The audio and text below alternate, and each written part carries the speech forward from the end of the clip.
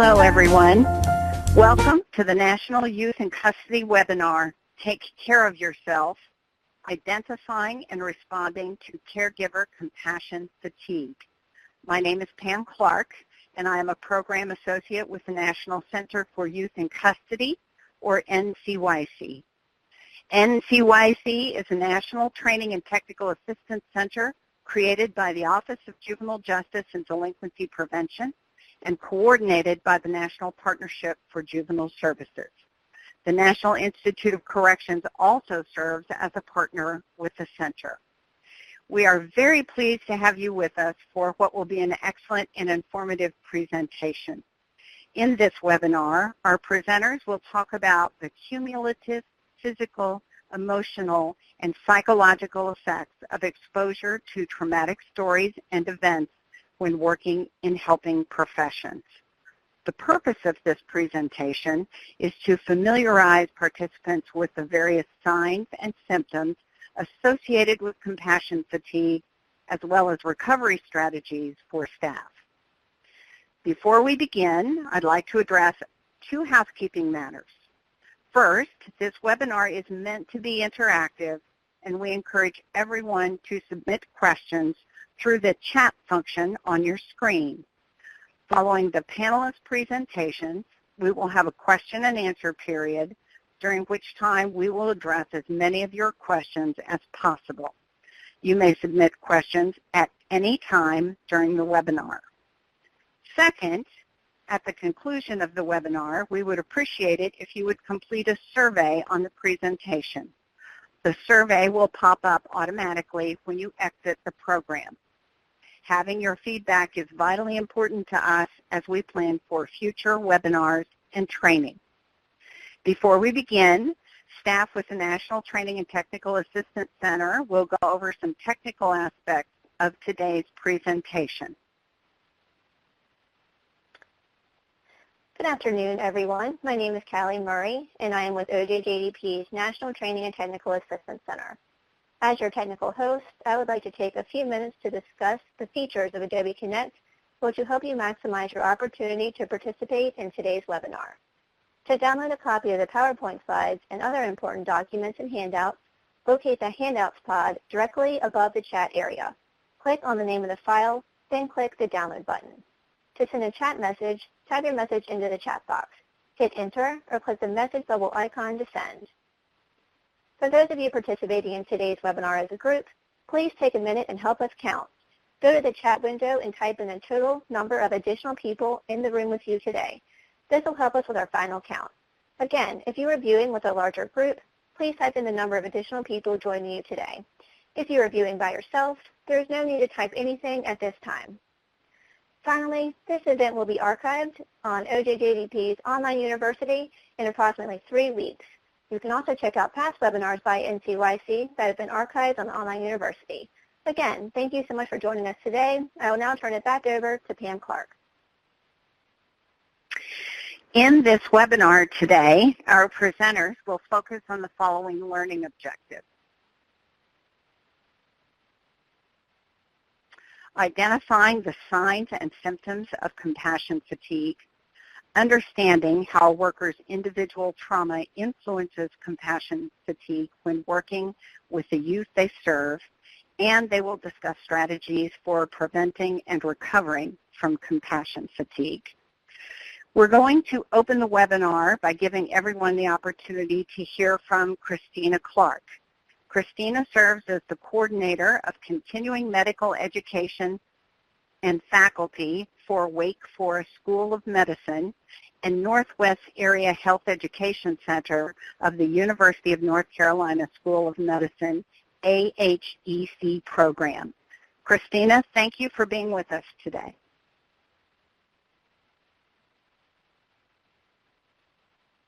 Thank you, Pam. Hello, everyone. Good afternoon. So I want to start our conversation today by looking at a quote that captures the impact caregiving work has on professionals as it relates to the topic of compassion fatigue. So in looking at this quote, let's think about this for a moment. Can we walk through water without getting wet? No, we cannot. And that might be your first answer. Well, maybe you can if you are wearing a wetsuit. That might be possible. I grew up near the coast, and having been involved in many water sports like windsurfing, I'm no stranger to the wetsuit. Now, while a wetsuit does provide a certain amount of protection from the water, your hands, your head, and your face still get wet. So the point is, regardless of the protection you have, you are still going to get wet. No matter how immune you think you are to compassion fatigue, you are not completely impervious. There is no type of total protection when it comes to combating compassion fatigue. However, wearing a wetsuit into the water is certainly better than having no protection at all. So I'm going to give you a little bit of protection today.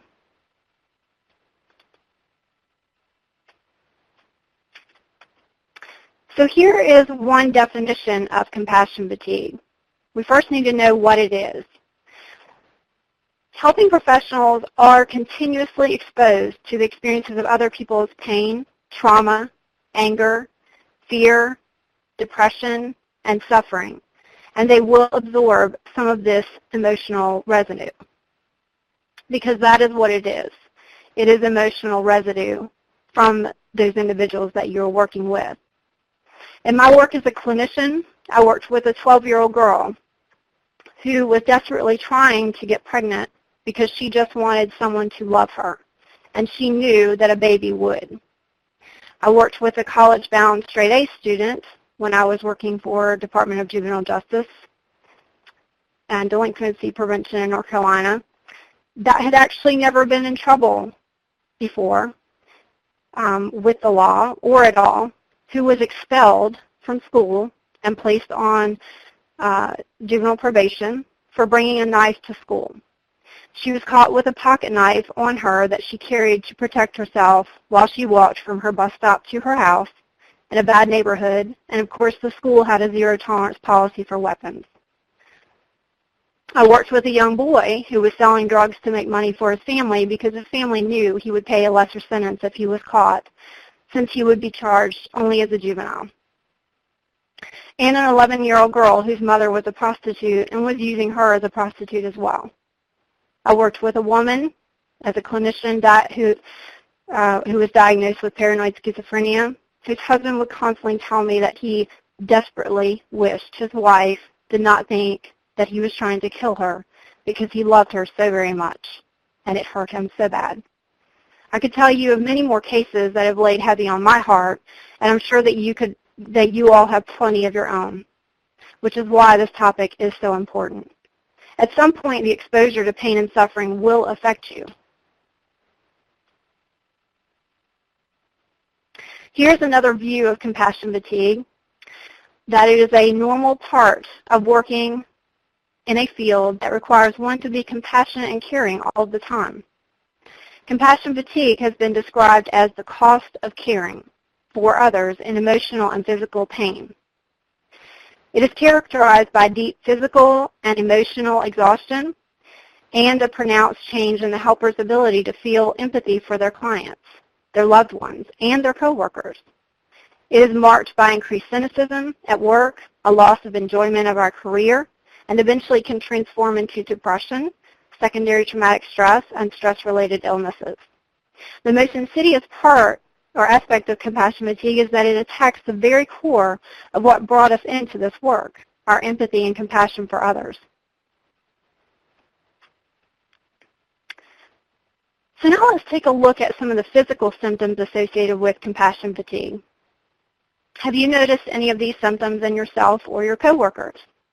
If you are a supervisor, have you noticed any of these symptoms in your staff? Maybe they have complained about these symptoms to you. These are the emotional symptoms associated with compassion fatigue. Have you noticed any of these symptoms in yourself or in your coworkers? If you're a supervisor, have you noticed any of these symptoms in your own staff? Maybe they have actually complained about these symptoms to you. These are the work-related symptoms or signs that a person is suffering from compassion fatigue. Have you noticed any of these symptoms in yourself or in your coworkers? If you are a supervisor, have you seen any of these signs in your staff? The physical, emotional, and work-related symptoms of compassion fatigue negatively impact client and service provider safety, as well as the quality of services provided. Individuals will have their own warning signs that indicate they are moving into the danger zone of compassion fatigue. These will include some of the signs that we see indicated here.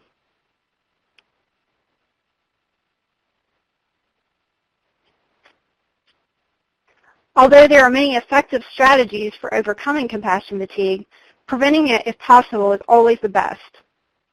As with most conditions, it is much better to prevent compassion fatigue from occurring than it is to recover from its damaging effects. So how do you help yourself or your staff develop resiliency to or prevent compassion fatigue? Well, let's look at some of the strategies that will help with prevention as well as recovery. I know that you've heard about this first strategy time and time again. However, it is worth considering that not maintaining appropriate boundaries significantly raises your risk for developing compassion fatigue. So make sure that you maintain appropriate boundaries with clients. So, for example, not becoming personally or overly involved with clients and their families. Supervisors should encourage and support appropriate boundaries with clients. Supervisors should be aware of displays of excessive empathy toward clients and address it with their staff.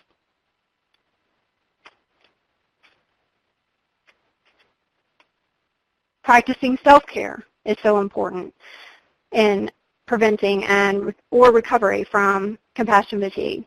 Self-care is the ability to refill and refuel oneself in healthy ways.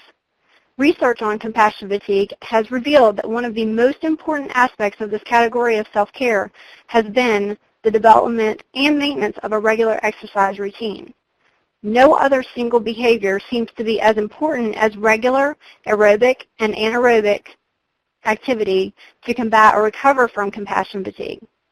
So if you do not practice any other self-care strategy, make sure you exercise because it can make such a critical difference. In addition to exercise, good nutrition, self-expression through a creative interest, hobby, or sport, practicing meditation or mindfulness, outdoor recreation, and spirituality all seem to be important ingredients to a good self-care plan to help with combating and recovering from compassion fatigue. You also want to set aside me time with no interruptions. If that means locking yourself in a bathroom and telling everyone to leave you alone, set aside that me time. It is so important to self-care. You might want to get involved in church or other spiritual or religious activities. Connect with nature. Take time away from work, even if you are not taking an actual vacation. Sometimes a staycation is more relaxing since you do not have to feel stressed about being away from work for so long and all the work that you'll be facing when you get back.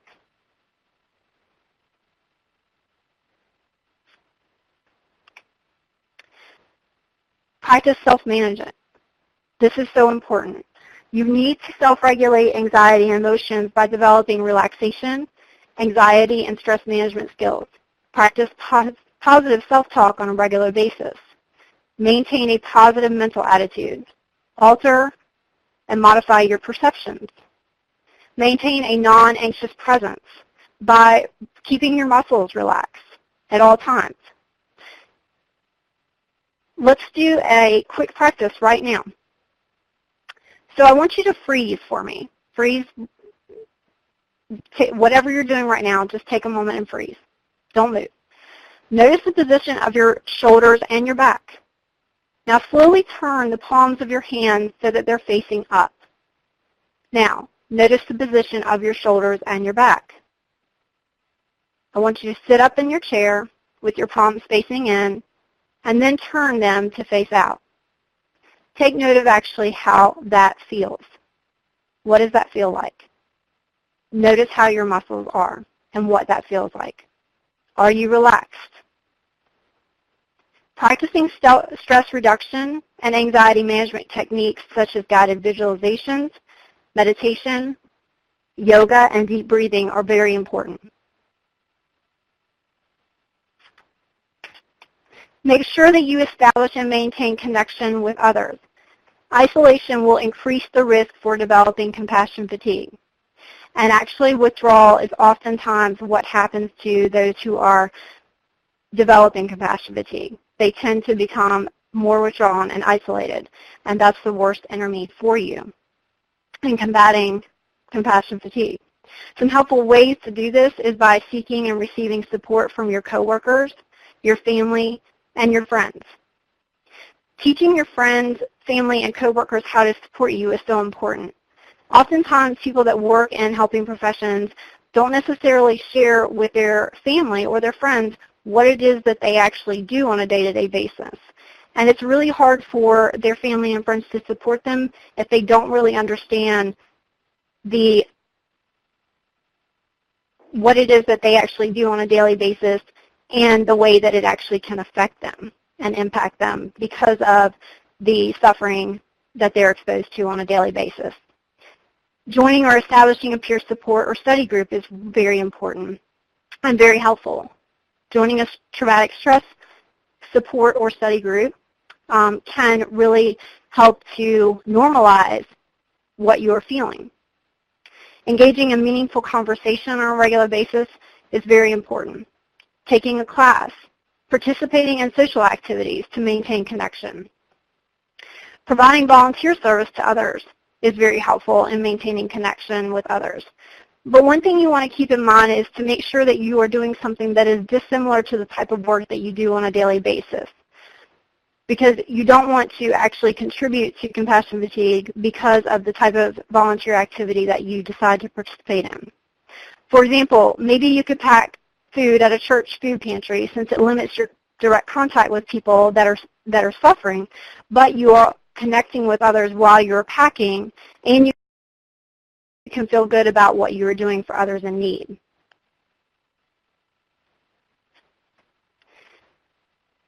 If you are suffering from compassion fatigue, you need to receive professional help because it will not just go away on its own. Compassion fatigue can lead to very serious problems such as depression, anxiety, and suicidal thoughts. When this happens, staff need to receive professional help. If you are a manager, you should encourage staff to seek professional help.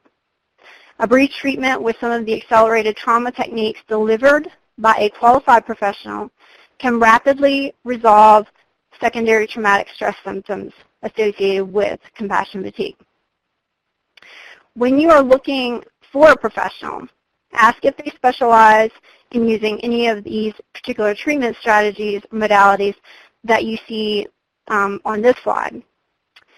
These are considered to be the most effective for treating compassion fatigue symptoms. At this time, I will be passing over the webinar to Roshana. Thank you, Christina. Thank you. Yes, our next speaker is Roshana Johnson, who prefers to be called TJ. TJ serves as a training specialist at the Cook County Juvenile Detention Center in Chicago, Illinois. TJ, thank you for being with us today. Thank you, Pam. I appreciate it, and thank you guys for allowing me to present this information. I want to start off or continue the conversation that Christina left off by talking about some awarenesses that we should be privy to when we're talking about working with individuals who are suffering. And oftentimes we forget that workers need to be aware of a few things. There are 4 things that I would like to bring to your attention. There's compassion fatigue, vicarious trauma, burnout, and complex trauma. When you think about complex trauma, I want you to take the time to think about increasing issues over a time period, such as having an inability to control urges and emotions, and oftentimes these are caused by stressors that can be premeditated and often are caused by other humans, such as violating or exploiting another person. This can happen early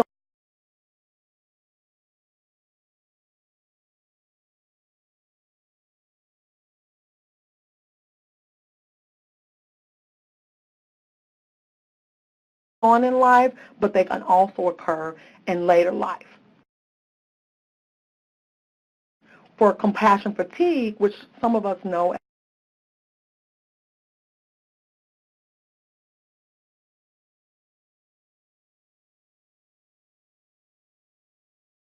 as secondary traumatic stress, this is a condition that is characterized by gradually lessening of compassion over time. It's a process where an individual feels for another in such a way that they begin to feel very tired. It is common among individuals that work directly with trauma victims. Many sufferers can exhibit several symptoms, including hopelessness, a decrease in experiences of pleasure, constant stress and anxiety, sleeplessness, nightmares, or even very pervasive negative attitudes.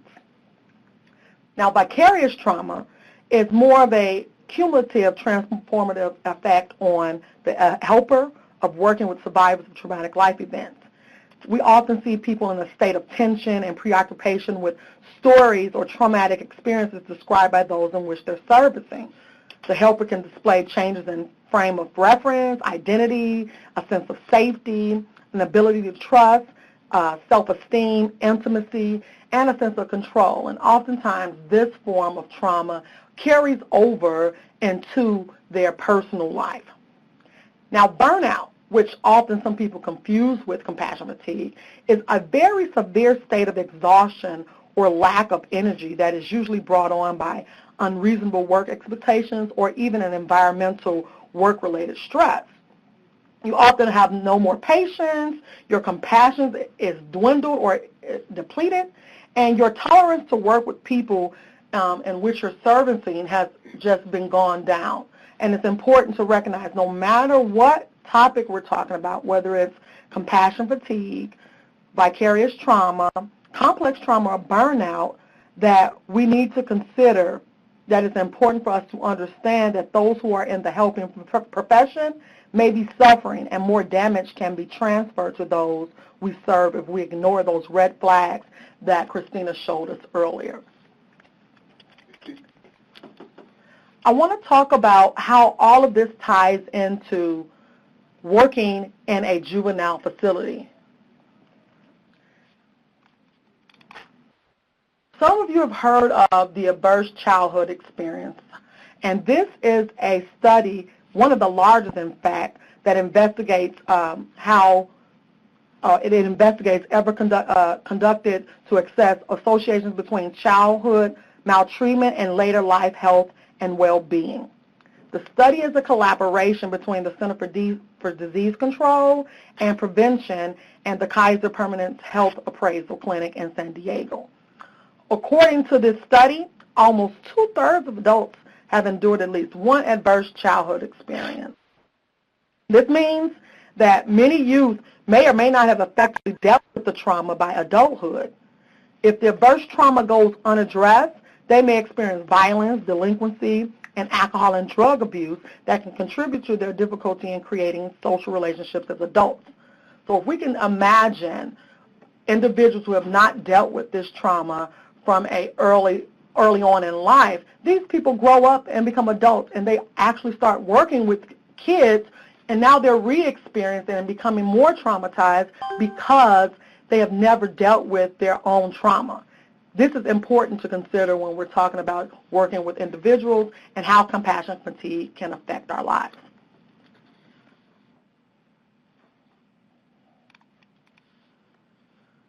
Looking at compassion fatigue in a detention setting. Working in confinement can be very stressful. I worked in confinement for over 4.5 years, and I've also had the opportunity to work directly with youth. So I've experienced hearing very traumatic stories, that affect their lives, and then seeing the end results of what happens to them kind of weighs heavy on your heart, and it can become affecting your ability to deal with stress if you do not have the appropriate resources. A study in 2006 found that the work environment in confinement facilities have a very high level of job stress with negative outcomes that include illnesses, health problems, mental health problems, social problems.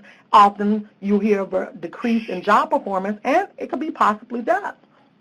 Christina mentioned earlier about how this can affect your job performance, and on one of her slides she showed something about absenteeism. I'd like to take the time to talk about presenteeism. This is when you come to work, but you're just not present. So you're really non-productive. You're there, but you're not there. And this is not the way that in which we want to work when we're working with youth, specifically if we're affecting their lives. So if we're present and we're not so present in the mindset and just in body, this can have a negative impact on what type of interactions we have with the youth. Alarmingly, though, correction officers have been found to die far sooner than average and have a higher than expected likelihood of hypertension, heart attacks, ulcers, and other stress-related illnesses. There's an article that we're including as a handout for you guys if you want to reference it that found that the rate of suicide among correctional officers is 39% higher than the rest of the working age population. Now, this is central to adult facilities. However, it's not just isolated for that, too. Juvenile facilities also have issues and concerns that are similar to those of adult correction officers. Staff working in confinement settings work with youth who come to them with a variety of issues. They may work shifts that can stretch from 8 to 16 hours even. During these hours, staff deal with youth stressors, including impending court dates and some of the trauma they have suffered, and they attempt to control their own stressors throughout the shift. And an abundance of other stressors that can come from home, co-workers, and from administration. And a combination of these things contribute to a detention worker's explosive behaviors and increased risk of burnout. Oftentimes, we want to look at employees as being difficult or hard to deal with, and we're not really taking into consideration what if they have some underlying trauma that they just haven't dealt with. We need to be very cognizant of this if we want to move forward in helping individuals identify some of those red flags.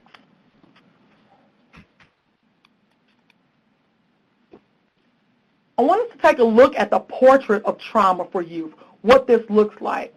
We know that our youth experience anger, hostility, and coldness. They perceive danger everywhere. They have a difficulty being redirected. They often have an adverse opinions about authorities, oftentimes having difficulty calming down after outbursts, and even sometimes hold grudges with their peers as well as their staff.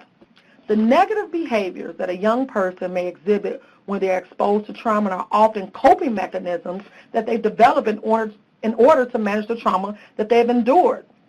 Now, when direct care staff witness the ongoing frustrations these youth encounter and experience limitations on what they can do to help the youth, they in turn experience frustration, which may contribute to compassion fatigue. If I'm limited at the resources that I can give the youth that I see suffering, and I'm frustrated about some of their experiences, in turn I can internalize this, which makes me more frustrated. And if I don't have an outlet to let go of some of my stressors, sometimes that anger and frustration can be misdirected. This includes how I interact with my supervisor, as well as how I interact with the youth. The portrait of trauma for youth can be quite similar to that of the adults who are actually experiencing compassion fatigue.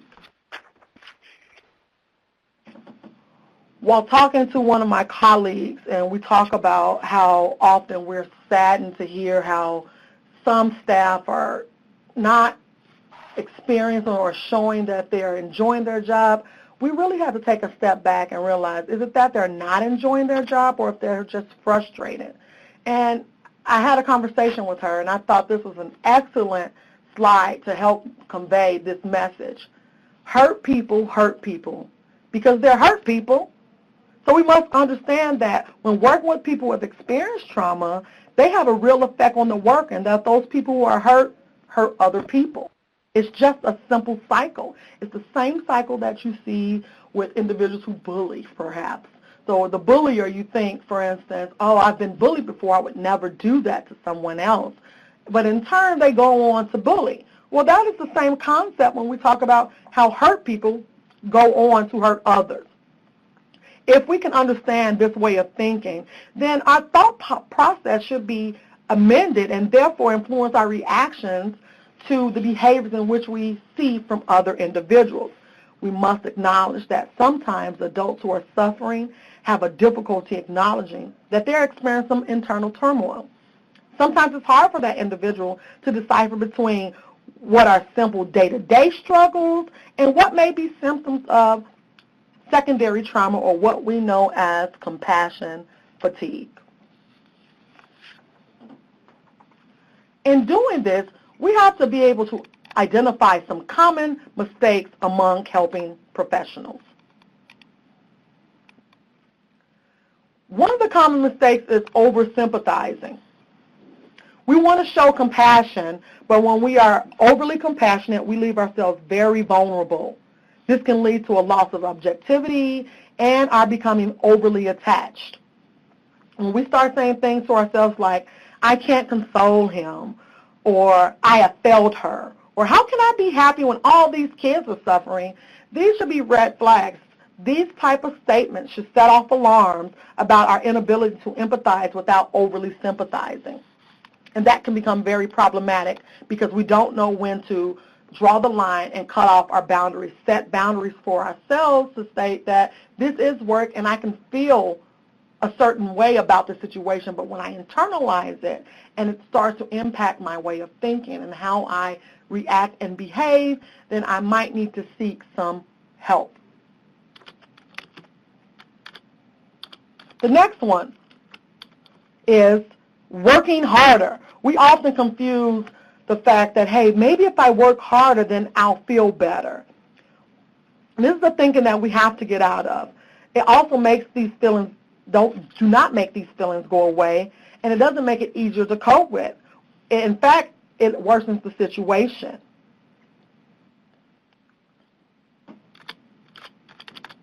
We also have to remember to stay unplugged sometimes. We can get confused about how to actually help other individuals, but we must learn to unplug from work. And this is very difficult for the individuals who are very dedicated to the work that they do.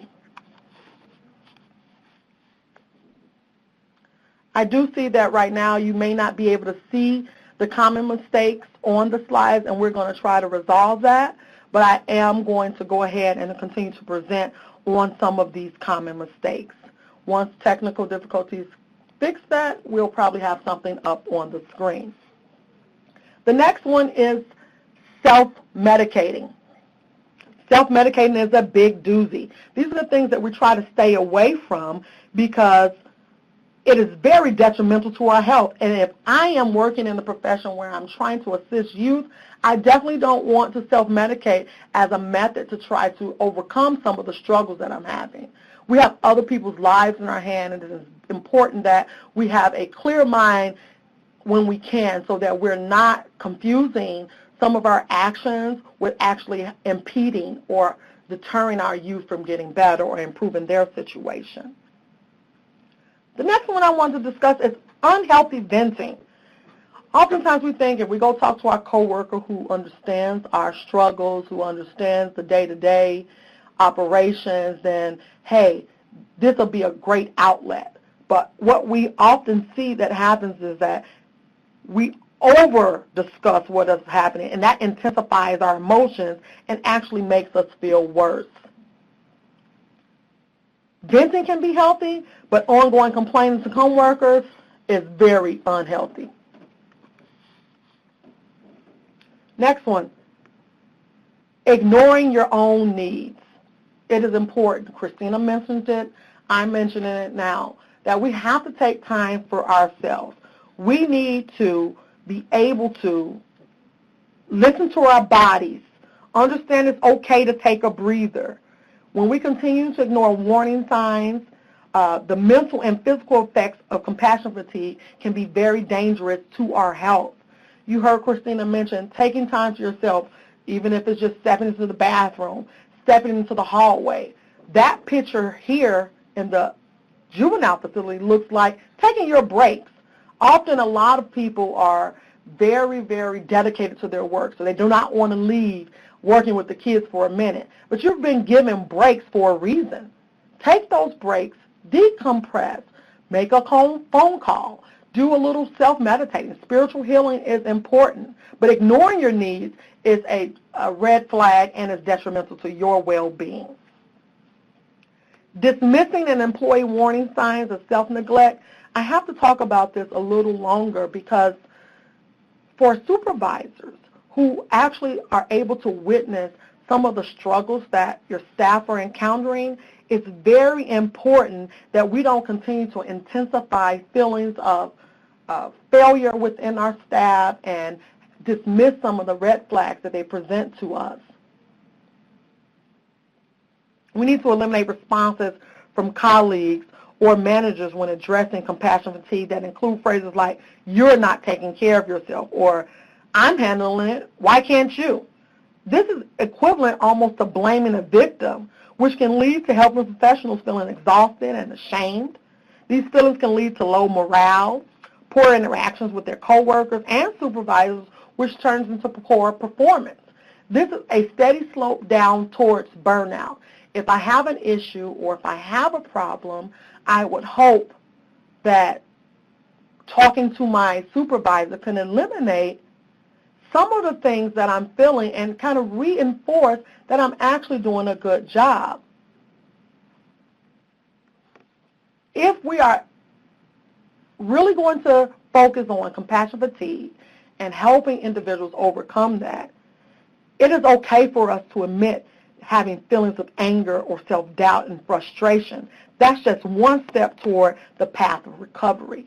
Denouncing those feelings, denouncing those emotions will definitely reinforce that compassion fatigue will overcome our feelings.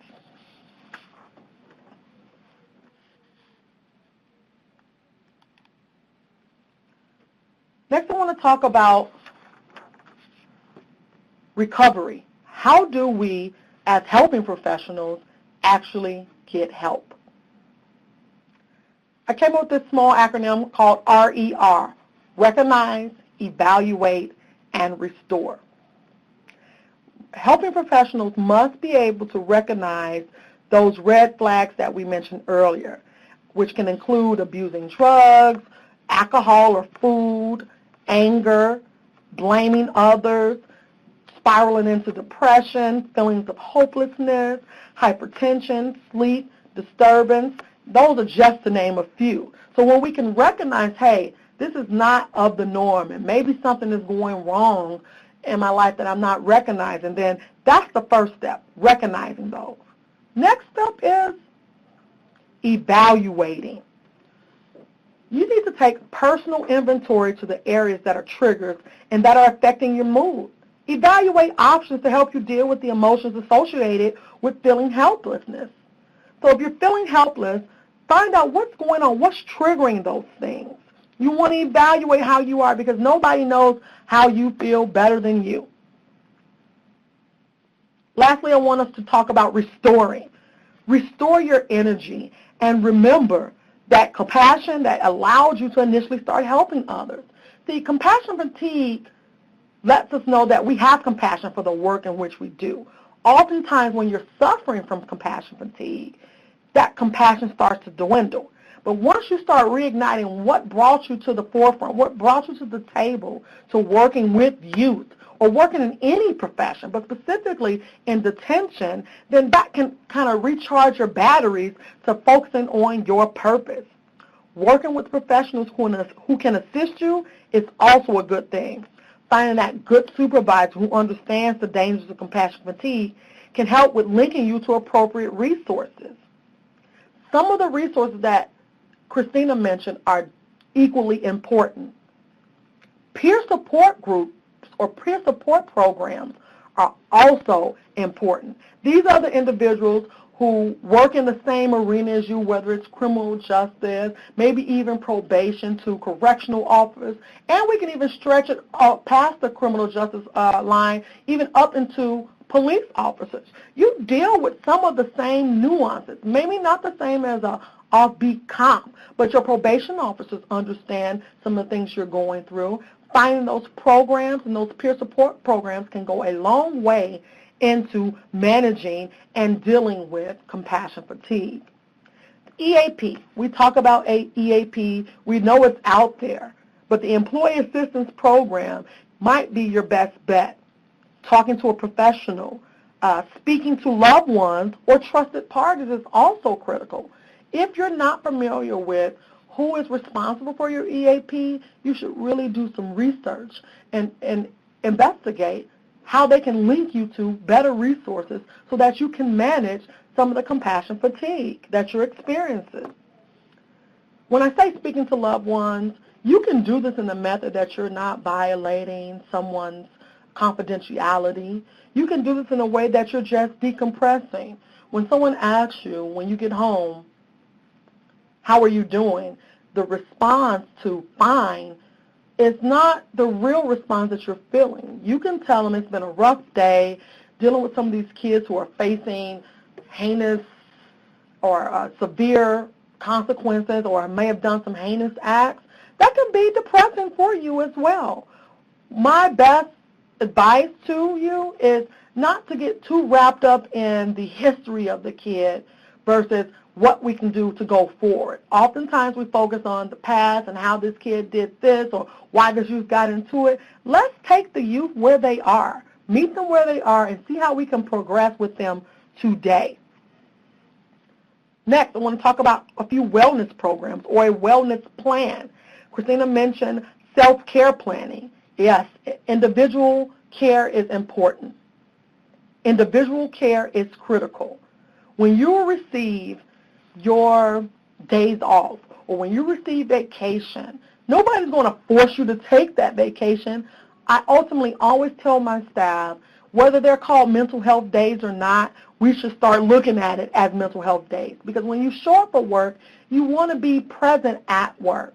If you are not capable of doing that and you recognize some things that are going wrong or are not of the norm with you, it's important for you maybe to step back and take that mental health day so when you return to work, you can be at least 80% or better. Interpersonal relationships are also critical. Your physicality, Christina mentioned eating healthier, Pilates, yoga, and I know we talk about eating healthier specifically around the beginning of the new year, but eating healthy does not have to do with New Year's resolutions, but more so about your well-being.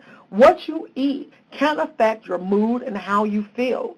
So if you notice that some of your work stressors are affecting you physically and emotionally, looking into your diet and looking into what you put inside your body will impact that, whether it's negatively or positively, contingent upon what you choose to eat. Other forms of wellness programs are behavioral. Do I need to do something different? Should I start doing something that gives me a instant gratification? Because maybe working with youth and detention does not give you that reward. As Christina mentioned, volunteering, but making sure that you volunteer somewhere that does not add on additional stress is important as well. Finding that spiritual healing is also critical. Whatever it is you choose to do, whether it's prayer, meditation, being one with nature, something that gives you a sense of peace is important to your mental capacity and your mental and emotional stability. Psychological well-being. We are often afraid of seeking help, and seeing a psychologist or a therapist or even a coach, whatever it is that you call it and that you're most comfortable with, lets you know you are aware of self and that you are constantly doing self-inventory to improve your mental state. Organizational and individual education. related to compassion fatigue is also critical. Compassion fatigue is not something that's new. Compassion fatigue has been around for a while, so there are a lot of resources that are out there that can help you manage this. Finding that education out there and educating yourself is critical, and if your organization can do the same, then we're working as a cohesive unit to making sure that we all are cognizant of what's going on with helping professionals and how it impacts our livelihood. So when all parties are cognizant of the red flags, then everybody can collectively help each other.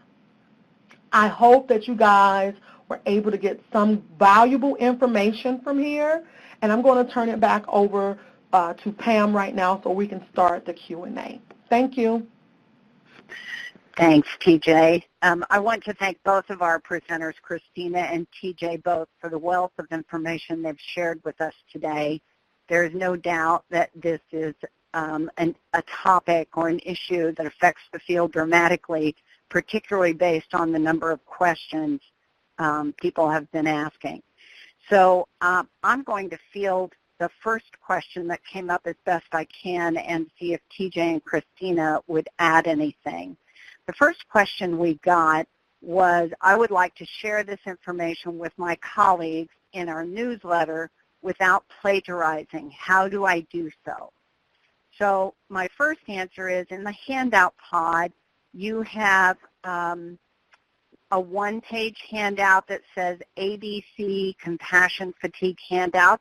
That handout was put together by Torshana, and you have her bio, so you should be able to attribute that resource to Torshana, and I'll let her speak in a minute if she would attribute that resource to anyone else. There's also a one-page handout on the warning signs of compassion fatigue that Christina put together, and that one has the citation at the bottom of the page, bottom right-hand corner of the page.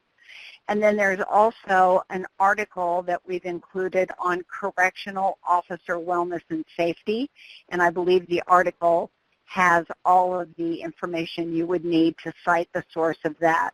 In addition, as a reminder, this entire webinar will be available on OJJDP's online university in approximately 3 weeks, so you can refer back to that, and you also have copies of the slides that you can print from the handout pod.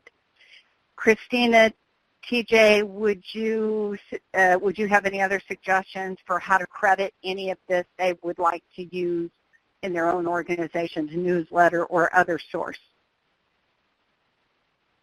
I can give you a brief about the resources, if that is the question, correct? How can we use these resources? Again, this information is kind of public knowledge. I did a lot of research, and a lot of my research came from other people who have done studies on this, and of course, personal and professional experiences. So the actual reference page, feel free to use those resources to find this information. I have no problem with that, because the more knowledge we can get out there to other professionals, the better we can do to improve our state of being. Great, thank you. Christina, did you have anything you would like to add to that? Oh, as long as it's referenced from the webinar, and then whatever they can tell is directly referenced, I would say just as Torshana said, but a lot of it is drawn on research and, as she said, and then also personal experiences. So I'd say just reference the webinar, and then whatever you see on the references page would be great. Thank you. Great, thanks, Christina. We have another question. Someone has asked, could you explain complex trauma again? And I think that can go to either of you. TJ, I know you gave an explanation in your presentation. They're looking for you to explain that again. And Christina, if you would add anything, you're certainly welcome. Okay, and I'm sorry if I did go quick with that.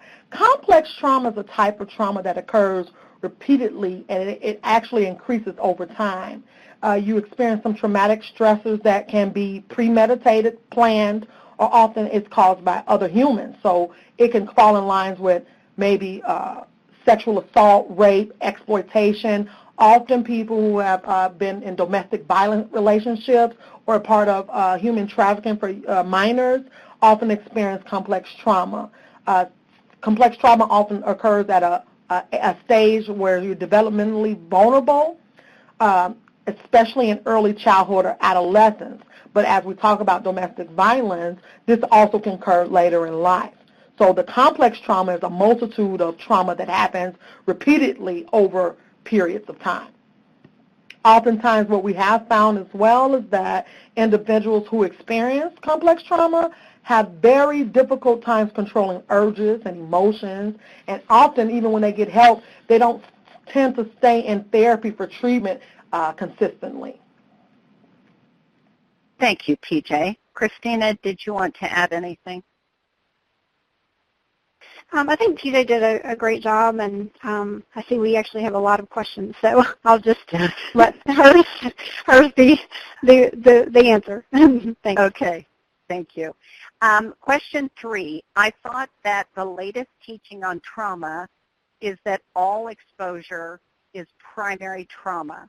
Could the speakers address this?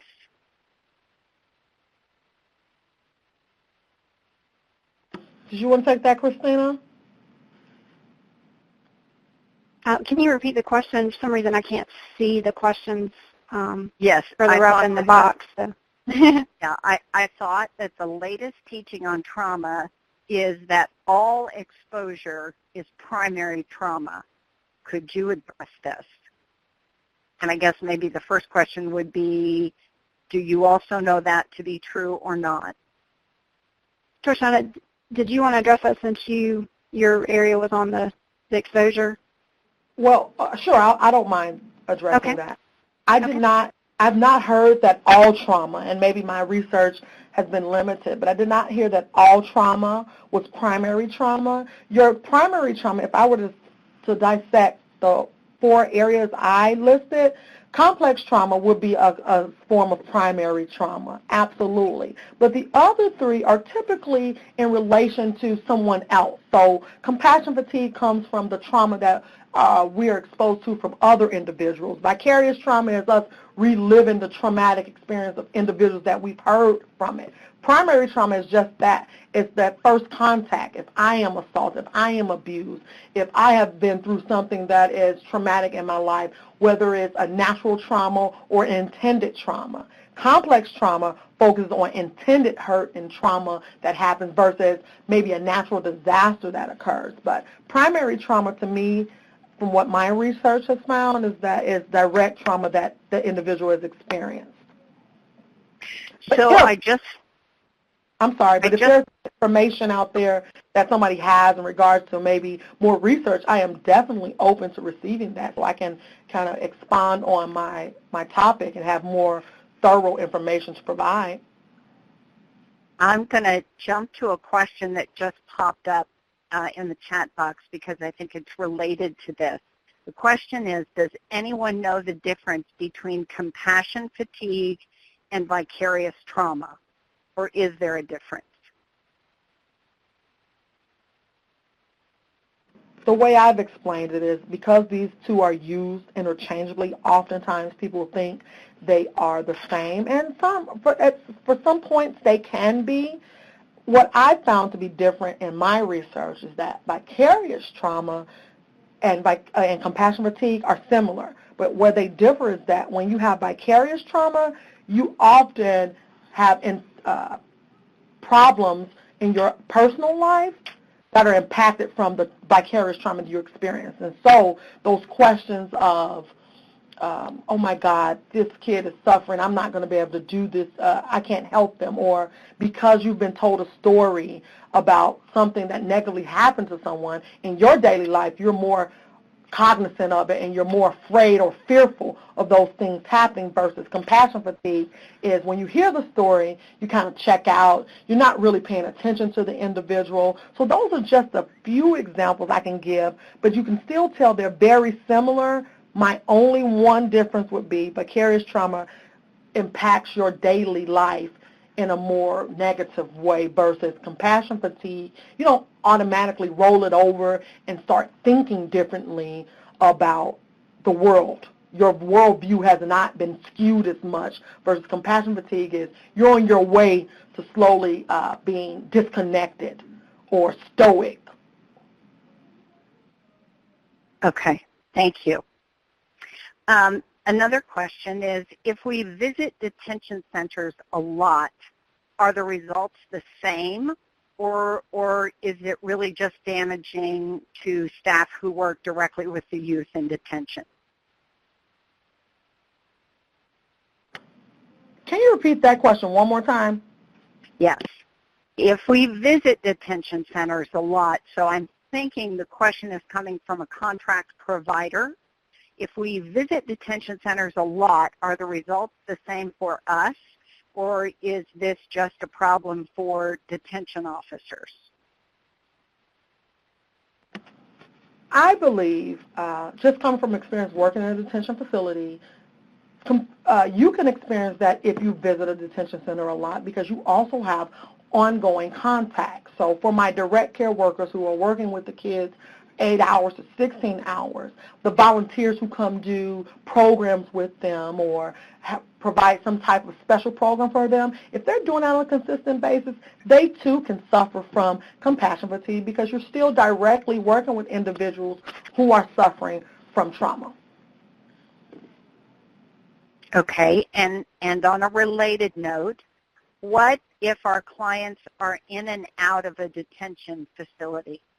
I visit weekly and I talk to them on the phone all the time. Is my stress level heightened by this? Absolutely. I would believe so. Yeah. Christina? Yeah, I would definitely agree, and I've kind of been trying to follow some of the comments as well that I see in the chat box, and someone had made the comment about this being applicable to all staff in the legal system and not just detention, probation, and court services. Really, this is not just specific to direct care staff. This really can impact anyone that has any type of connection, kind of ongoing an ongoing connection to seeing and being exposed to working with individuals that are that they see or experiencing trauma and suffering or have experienced trauma and suffering and just really kind of being exposed to that. So it really actually occurs in a lot of various professions, helping professions or caregiving professions. So I would definitely say yes. Okay, great. Thank you both.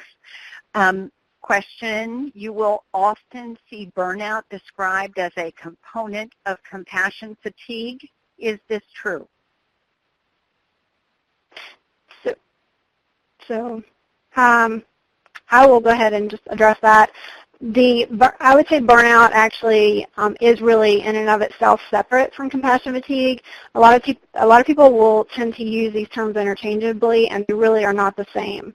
Burnout is definitely different because that can be experienced in any profession, and it's really more related to kind of work institutional factors or stress that can really be present in any career.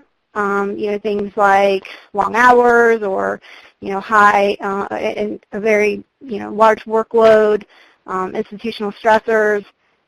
And those are really those can be really in any profession, whereas compassion fatigue is really specifically related to various professions that, where someone that is working in that profession is exposed to that, that constant suffering that they're seeing on a daily basis. So they're different, however they can coexist, and oftentimes, sadly, in professions where you would see compassion fatigue, you also see that there are often factors that create burnout as well as compassion fatigue. So it really is kind of a double whammy, so to speak, when you have both, and they can definitely coexist. Okay, thank you. I have two questions here that are related. one of our participants had to step away for a call and came back and asked, what is it that's unhealthy about venting to colleagues?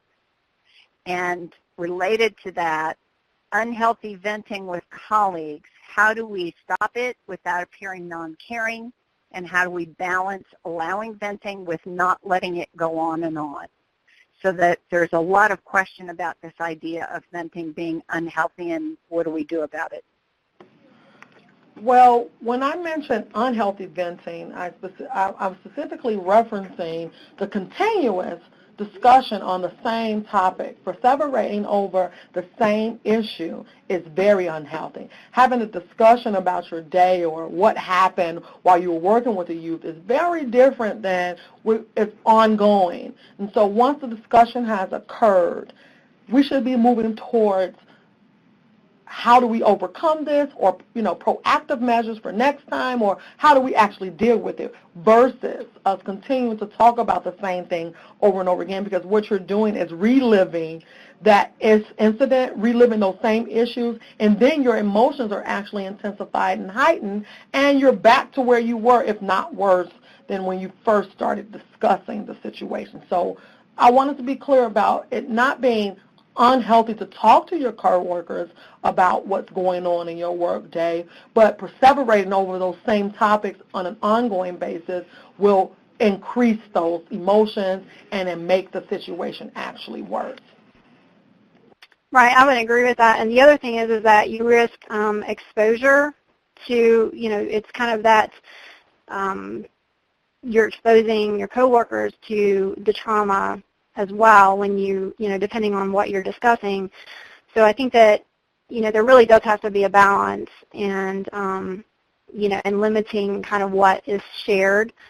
But then also, there also needs to be that support and being able to kind of normalize what you're feeling about what you're exposed to. So I think that's kind of really where you have to be careful, just, making sure you're not kind of overexposing or exposing colleagues to unnecessary exposure of trauma or hearing about trauma and suffering, but also being able to support one another and just really being able to just kind of discuss how it does impact you. And I think that's kind of where the key is just really kind of discussing and supporting each other and how it can impact you.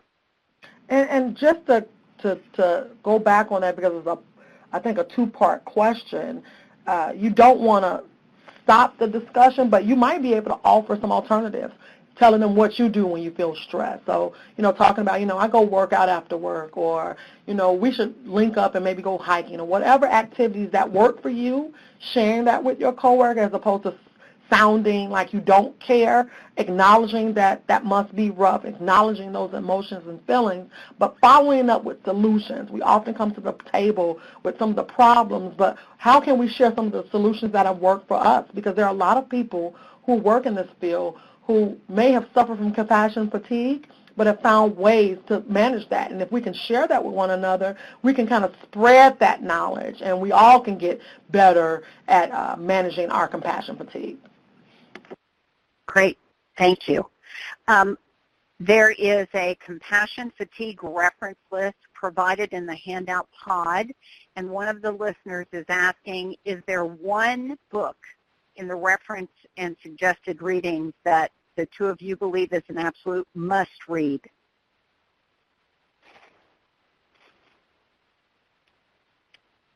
I can't Either just of you? one.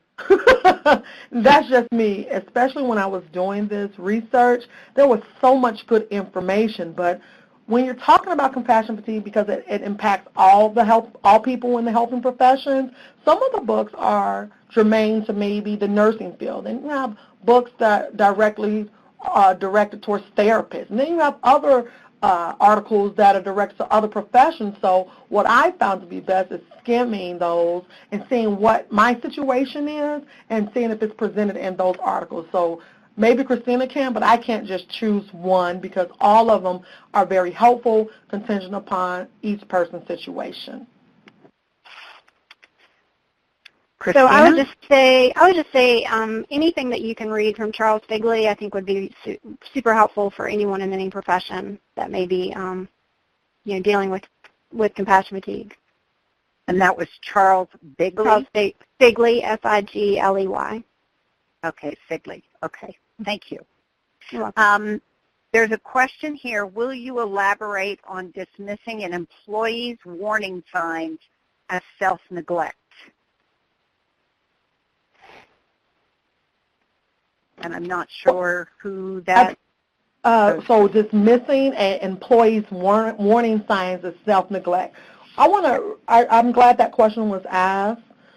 Oftentimes, we talk to our colleagues, or maybe we go to a supervisor, and if the supervisor's response is, well, you know, I can handle it, why can't you, or if that's the coworkers, then what that does is often make the coworker feel, or the person who is seeking help, feel inadequate, that maybe I can take care of this, or they don't understand me, and in turn they internalize those feelings, and they start ignoring themselves, and then it does turn into self-neglect. So when somebody's reaching out, it's not in our best interest to shun them or turn them away. Maybe steer them in the right direction, or steer them to someone who can actually help them. Because when we dismiss them and say, oh, that's just you not taking care of yourself, maybe that was an actual cry for help that they needed to give, so that someone can see some of that pain, and maybe if you are experiencing it, you can help me as well.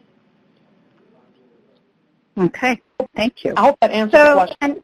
And I would add to that, I agree with you. I think that's a great question. I'm really glad that that was asked, because what happens oftentimes is when someone does come forward and they really want to address the issue, or they feel like they're experiencing the signs and symptoms of compassion fatigue, or even just, want to prevent it, what happens is oftentimes it's almost kind of this blame put on them, as Trishana was saying, well, why, I can handle this, but why can't you? And that's really what that will do is prevent them from seeking help and getting help, and also you're going to end up losing that person. And not only are you going to lose them in the workplace, but they will basically become just a skeleton to their families, their coworkers, the clients that they're working with. They will be there, but they will not be there, and you will lose good people. And it happens every day. So it really is important for people to be able to come forward and say, hey, this is what I'm dealing with, this is what I feel like is going on, and I really need help, and not dismissing them or blaming them, because if you put the blame on, if you basically dismiss them, then it's basically saying to them, well, you're just not taking enough, you're not taking good care of yourself. Well, okay, that doesn't really address the issue, because it really isn't necessarily about that. The problem with compassion fatigue is it's really not if it's going to happen, it's when it's going to happen, because it will. So really, building resiliency and prevention, and then addressing if it's there, is so important. Great, thank you. Is a mental health day the same as vacation? I love this question. When I'm doing my training with my staff, I often tell them I use that term, mental health day, but your mental health days are your days. So yes, in a nutshell, vacation. I don't think we have organizations that are putting in people's personal time off as mental health days. I coin it mental health days because sometimes that's just what it is. Sometimes I don't want to call in sick, or I don't want to take a vacation day, but I know I'm not at my best. So whatever time I have in my bucket that I can use, whether it's sick or vacation, then that's what I mean when I say take a mental health day. If it's a very stressful day and the next day you don't think you'll be able to get it together, or it's just been that one of those days, we have to be okay with saying, I need to take some time for me.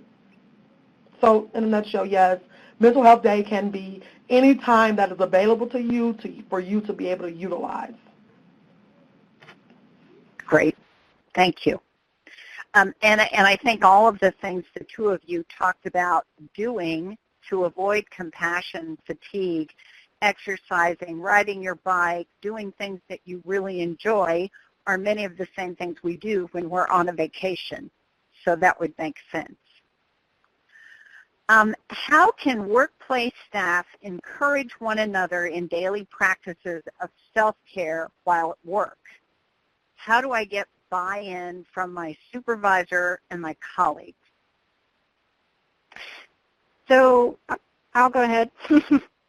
I will say this, and I think I know this sounds.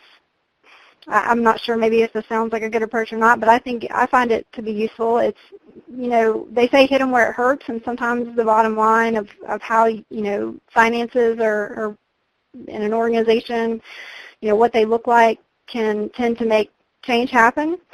So when you are losing people and you are having to constantly address turnover issues, hiring new staff, training new staff, and the cost that is involved with that, that in itself, I think, can help you get buy-in. And sometimes I think that sometimes that might be just, the way to get what you need to get to begin with. Because if it's hitting an organization in the pocketbook, usually they will tend to sit up and pay attention and say, wait a minute, we need to do something here. Okay, along the same line. Can I answer that quick? Yes, go ahead, TJ. Because this is a big question. This is the biggest problem. Everybody knows compassion fatigue exists. Everybody knows it's stressful to work in this environment. And when we talk about buy-in, yes, we do need to talk to the key decision makers so they can pay more attention to what's happening with their staff. So it's also about an organizational thing. If my organization cares about employee morale and staff retention and employee satisfaction, then yes, we can address it in those employee engagement surveys and the satisfaction comment cards. But if that is not something that is pinpointed by your management, if that's not something that your organization does, you have to find alternative ways. You start creating trainings like this and inviting those key holders to it and talking about this conversation so that maybe the people who are at the top can see how this is impacting those people that are working directly with the youth. I am a big firm believer in talking to the people who make the decisions, but sometimes we don't always have the opportunities or provided the platform to do so.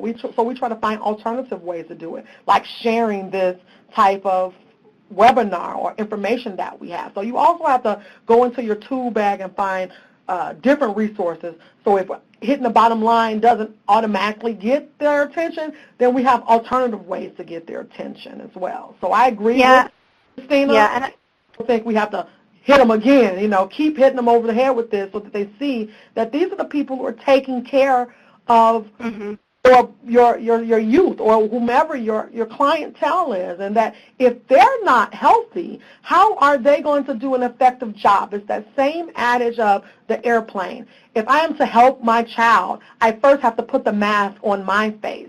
If I don't put the mask on my face, I'll probably pass out before I'm able to put it on my child. So we have to remember that our direct care workers and the people who are the helping professionals are the bread and butter of the organization.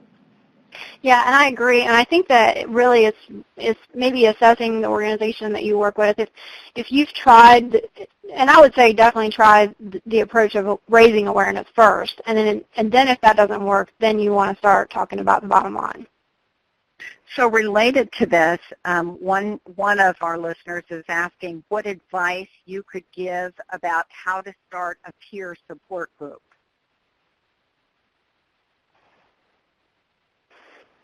Well, I would say sometimes that requires buy-in too, and maybe that's what she's saying in terms of advice.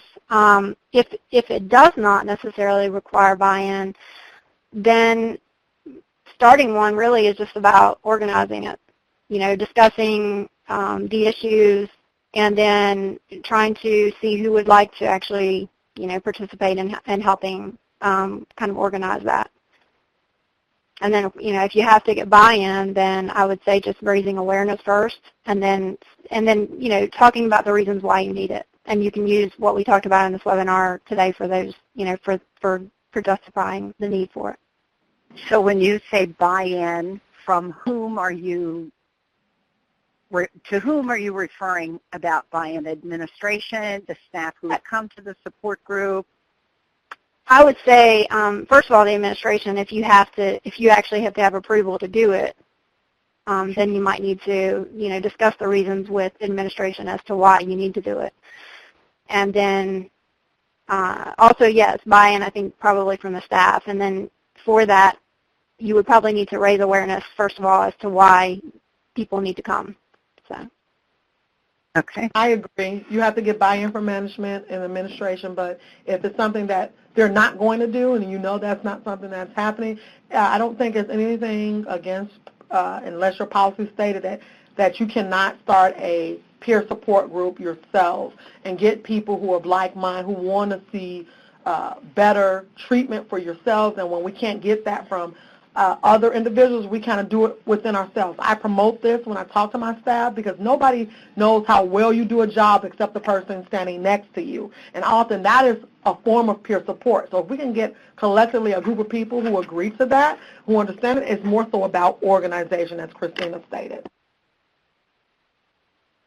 Okay, again, a related question. How can we get supervisor buy-in? Some office cultures are so negative around these issues, and those who try to push back often get bit with sarcastic backlash.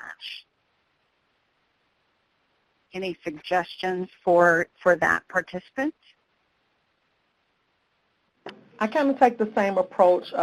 If you can find that one supervisor who does, and I know there are a lot of them out there, being a former supervisor, reading some of these comments on here from supervisor, and having a good rapport with current supervisors lets me know that there's some supervisors who care about the well-being of their staff. So if you could find that one, even if it's not yours, maybe someone else's who agrees with this approach, then maybe they can be the one who helps you spearhead it if you have the organization and the purpose and your vision and mission of what do you want out of it. You can't just say, I want a peer support group without having some type of plan. So you have to come to the table with a good plan so that that supervisor can buy in and say, hey, that's not a bad idea. If this is going to help keep my staff healthy, then why not? So it is about marketing that it's a good thing and getting the right people to buy in, but you got to start with someone who believes in that same goal.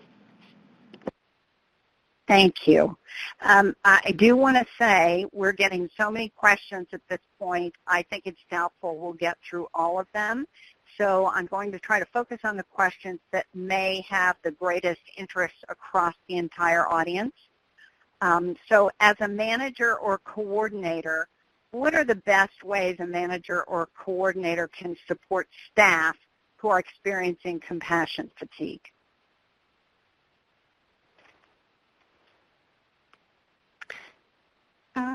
Forshana, are you? Oh, I'm still here. I didn't know if you wanted to take it. Oh, okay. Well, I'll take it. So I would say the best way I think that you can support staff is really having something in place, first of all, to help with prevention. And some of the things that we talked about today, you can actually have those, and even Torshana gave some ideas as to what could be done within a detention facility. So I would say just really having some prevention measures in place for staff, but also on the back end, really just encouraging them to come to you and be open about what they feel like they may be experiencing, helping to raise awareness about the fact that this is not, I'm not going to address this punitively, because that's really the last thing that a person needs that is experiencing compassion fatigue is feeling like they're going to have some type of punitive measures taken as a result of coming to someone about it. So just really being supportive of that person and helping them to get to the resources that they need to address it. Okay, thank you. Christina, I think this may be a question for you. Would you talk more about the threat of compassion fatigue on a clinician's capacity for attunement with their clients? Well, yes. One of the big issues in terms of attunement with with their client would be that they will often kind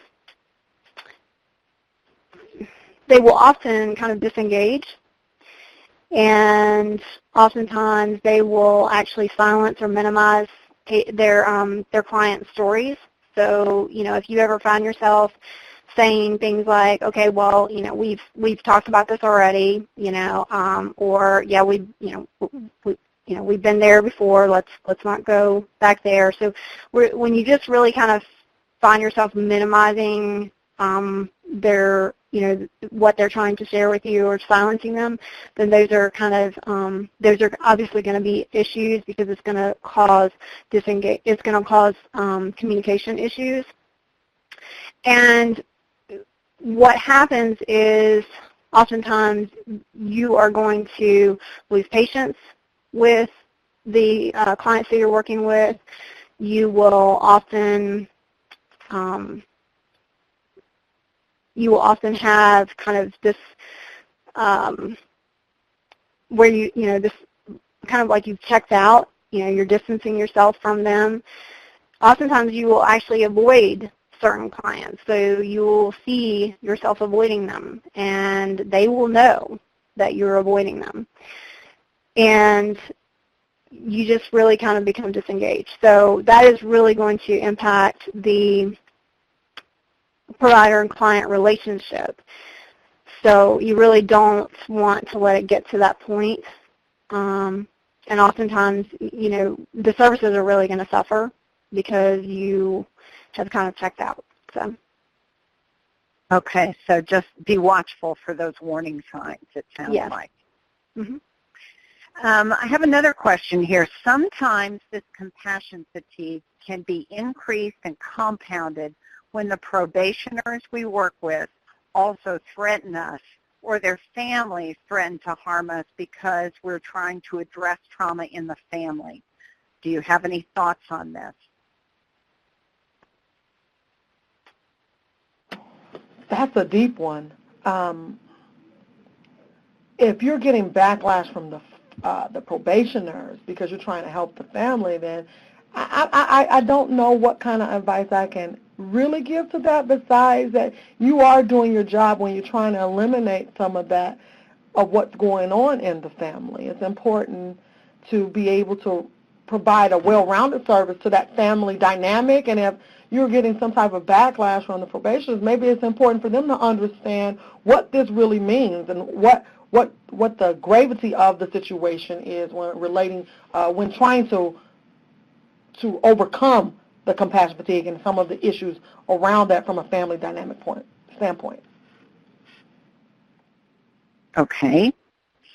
Are there other tools besides the survey that one can use to pinpoint compassion fatigue or vicarious trauma? Could you repeat that? I'm sorry. Are there other tools besides surveys that one could use to pinpoint compassion fatigue or vicarious trauma? I noticed someone actually had posted it, but I would recommend using the professional quality of life scale. Say that again one more time, Christina, so everyone has a chance to get it. It's the professional quality of life scale. Professional quality of life scale. And do you know how people can access that? And does it take a clinician to administer it? Absolutely not. This actually is a self-assessment, and you can access it online. If you Google that particular assessment, it will come up, and you can access it, and you can print it off and use it. You can actually share it within your organization, and it can be used for supervision purposes, however your organization would like to use it. Great, thank you.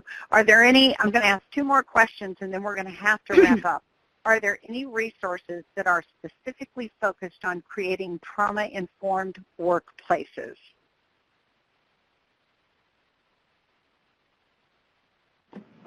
I know there is one on the reference list, and it references, I wish I had it in front of me, an Ohio study that actually was done when they did the ACE survey that talked about how they actually focus on a more trauma-informed environment. Now, the trauma-informed environment that one actually references, though, is more so geared towards the youth in their care. I don't know specifically of a article that references trauma, compassion fatigue or vicarious trauma for staff, but that one in the reference list does reference how they have started the transition to most facilities focusing on trauma-informed care so that we can provide a better service to the youth in our care. Okay. Christina, do you have anything to add to that? I don't. Okay. When does compassion fatigue become PTSD? So I wouldn't say that it becomes necessarily PTSD. What I will say is that you can actually experience traumatic stress symptoms that are related to compassion fatigue. Can you talk about that a little more? Because I'm not sure even I understood that. Sure. So you might actually experience symptoms such as arousal or hyper-alertness. You may experience symptoms such as like intrusion or reliving, avoidance, depressive symptoms, and then also dissociative symptoms. And those are all traumatic stress symptoms that can be related directly to compassion fatigue. So they may share some of the same symptoms, but it's not really about compassion fatigue becoming PTSD. Is that what you're saying? Correct. Okay. All right. So I have just a touch less than 3 minutes. Let's ask another one here. Should we vent to our supervisors instead of our colleagues? And if so, how can we vent without our supervisor giving us the look or saying this is probably not the job for you if you keep complaining? If you are receiving that look from your supervisor, then first, that is not the supervisor to discuss it with. Secondly, we also have to do a self-inventory of if we are just naturally venting or is this a everyday thing right on my break or right at the end of shift. I wouldn't necessarily suggest venting to your supervisors versus your coworkers. I say natural venting to someone who understands it is okay as long as it is not repetitive and we're not going overboard with what we're saying, ongoingly talking about the same topic over and over again, and we often have to caution ourselves about maybe from the venting if we think something can help us or help the situation if we're not providing some type of solution. So you do want to find a supervisor who doesn't mind hearing you say, hey, can I vent for a moment? Is that okay? And if the response is that, hey, this is not the job for you, then that might not be the supervisor who's going to support that type of venting. So you might have to talk to someone who is willing to hear that, and maybe even if they share their story and then offer something to help combat that, that's good. But you kind of have to play it by ear when you're talking to someone, if they're receptive to that information or if they can even be a help to you or if they're going to hinder you with more trauma or more storytelling that's going to make you feel worse. So you really got to play it by ear. Okay. I want to thank you both again for a great presentation and a great job on fielding questions, and thank everyone for participating in today's webinar, as well as the staff at OJJDP's National Training and Technical Assistance Center for providing the platform for today's webinar. This webinar, again, will be archived on OJJDP's Training Center or online university approximately